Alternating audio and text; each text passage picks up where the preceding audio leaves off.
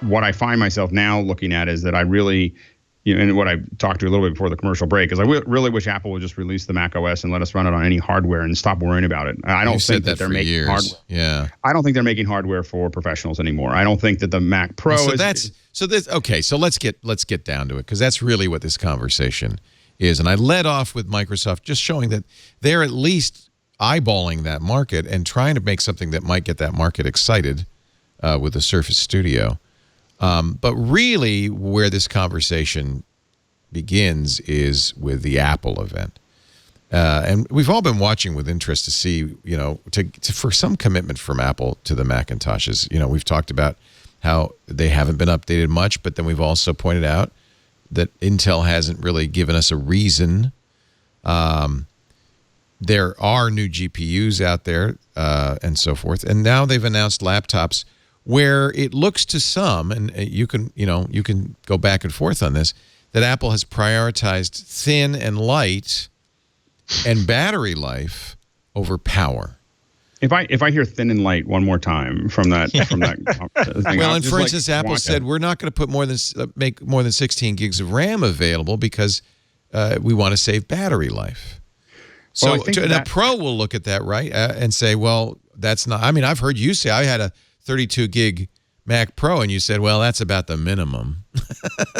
Right, well, if you're using Photoshop, it's very memory hungry. I presume that Final Cut is as well. Well, I believe that some of the restrictions, and I can't remember where I read this, where I was looking through some articles, that some of that might be some esoteric, not esoteric, but restrictions of the FAA related to checking really? 100 watt hour max on the and I don't know if that's true or not. But Phil, I read something. Phil Schiller sent a note to a Mac Rumors reader saying, "Thank you for the email. It's a good question. To put more than 16 gigs of fast RAM in a notebook design at this time would require a memory system that consumes much more power and wouldn't be efficient enough for a notebook.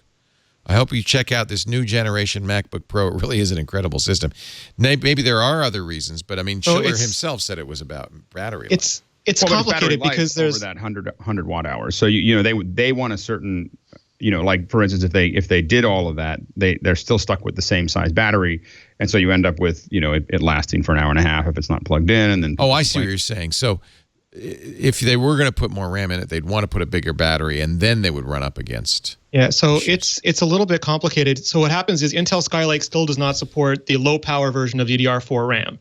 That's been pushed to Kaby Lake, and maybe it won't land in Kaby Lake. Maybe it'll go to Coffee Lake or Cannon Lake even. So in order to use low power RAM, Apple is limited to 16 gigabytes. They can do what some other companies have done, and that is use a different chipset that allows you to put in more RAM, but then you don't get the low power version anymore, and you get what Alex said, you get 2 hours of battery life. And it's a real restriction, the battery. You cannot literally ship it to customers, or customers cannot take it on airplanes if that battery goes over a certain size. It's why the iPad Pro filled up the case with speakers and not battery, even though people just put more battery, and it becomes illegal at a certain size and a certain cell density to put more battery in. So the thinner and lighter is sort of Apple. Lying is the wrong word. By choosing the parts that they chose, they are constrained to a certain size. They can't make the computer bigger, so the casing gets to shrink because all the other components have shrunk, because that's what technology does over time. So they can literally put the case in the dryer for a while, and it ends up being smaller. But the smaller is not a design goal. The smaller and lighter is a result of them being on Skylake, having this memory limitation, having this power envelope that they want, the thermal envelope that they have, and the power levels they want to meet, and then all of those parts come together and they basically wrap it up in a shiny aluminum coating.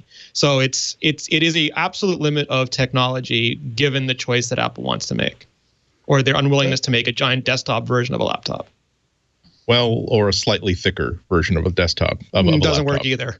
That doesn't work either for them. Remember how they just a month ago they were saying, "Oh, it's so hard. We have so little space. If only we had more space to put all kinds of wonderful things in these things."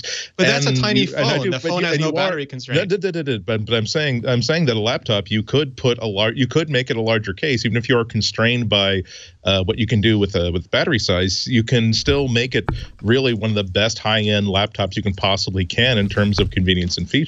But they decided that they wanted to make it 3 millimeters thinner. It would be a bigger case that is still empty because the components would be the same size inside it. That's you could fill it with a decent keyboard. You could fill it with an SD card slot. You could fill it with all kinds of other things.